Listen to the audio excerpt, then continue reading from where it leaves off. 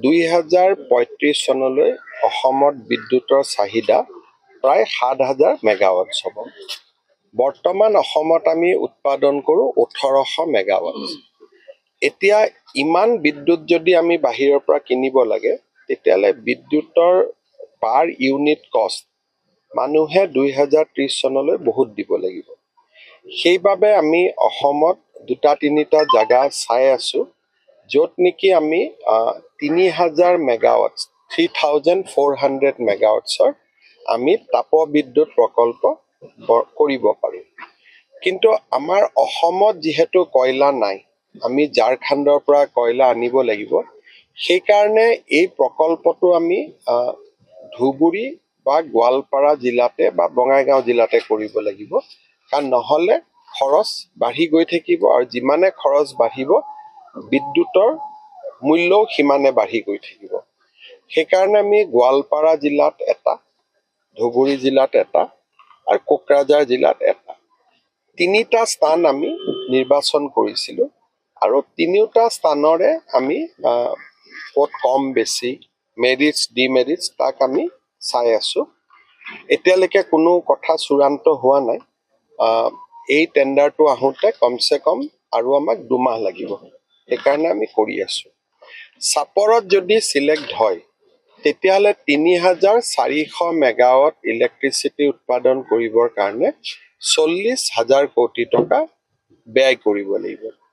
আৰু 40,000 কোটি টকা যদি আমি ব্যয় কৰোঁ তেতিয়াহ'লে ইয়াত 15-20 হাজাৰ প্ৰত্যক্ষ আৰু 15-20 হাজাৰ পৰোক্ষ মানুহে কৰ্ম সংস্থাপন পাব। আৰু লগে লগে চালাকাটি হ'ল 600 মেগাৱাট, এইটো হ'ব 3400 মেগাৱাট। গতিকে চালাকাটিতকৈও ডাঙৰ এখন টাউনশ্বিপ নিৰ্মাণ হ'ব। সেইবাবে আমি চাইছোঁ যে কোনটো জাগাত তাত ওচৰত পানী লাগিব, সহযোগিতা লাগিব। সেইবাবে যোৱা 2-3 মাহ ধৰি মই প্ৰচেষ্টা কৰিছোঁ যাতে এডোখৰতো নহ'ব, দুডোখৰ যাতে ভাল মাটি আমি পাব পাৰোঁ। আৰু কিবা সুধিব লাগে স্যাৰ? এওঁলোকৰ পুনৰ সংস্থাপন হ'ব ইতিমধ্যে জনাইছে। ইয়াত 3-4টা আছে। যিখিনি মানুহৰ ম্যাদী পট্টা আছে তেওঁলোকক আমি ম্যাদী পট্টাৰ সলনি আমি বেলেগত মাতি দিম। কাৰোবাৰ পট্টা নাই তেওঁলোকক চৰকাৰী নিয়মত এককালীন সাহায্য দিয়াৰ নিয়ম আছে, আইনত যি আছে সেইমতে। আৰু য'ত ইটা ভাটা আছে তাতে মাটিৰ যিটো আজিৰ জোনেল ভেলু তাতকৈ 3 গুণ বেছি পইচা পাব। যদি জোনেল ভেলু ইয়াত 9 লাখ তেওঁলোকে 27 লাখ টকা পাব। গতিকে কাকো আমি ক্ষতি হ'ব নিদিওঁ। হাইৱে বনালে যেনেকৈ মানুহে নিজে মাটি এৰি দিয়ে মৰমতে, কাৰণ ভাল পইচাও পায়, বেলেগ কামো কৰিব পাৰে। গতিকে যিসকলৰ ম্যাদী পট্টাৰ মাটি আছে তেওঁলোকে উপযুক্ত ক্ষতিপূৰণ পাব।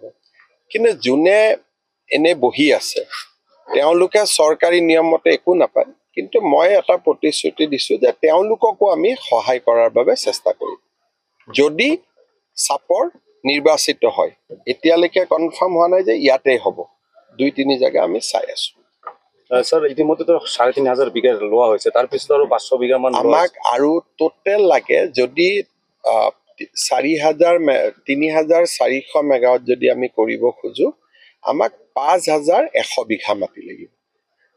আৰু এইটো বহুত ডাঙৰ। আপোনালোকে যদি ইয়াতে হয় পুৰা চাপৰৰ প্ৰতিচ্ছবি সলনি হৈ যাব। যেনেকৈ এতিয়া আপোনালোকে জাগিৰোডত গ'লে দেখা পাব জাগিৰোডত হৈ আছে 27,000 কোটি টকা, ইয়াতে হ'ব 40,000 কোটি টকা।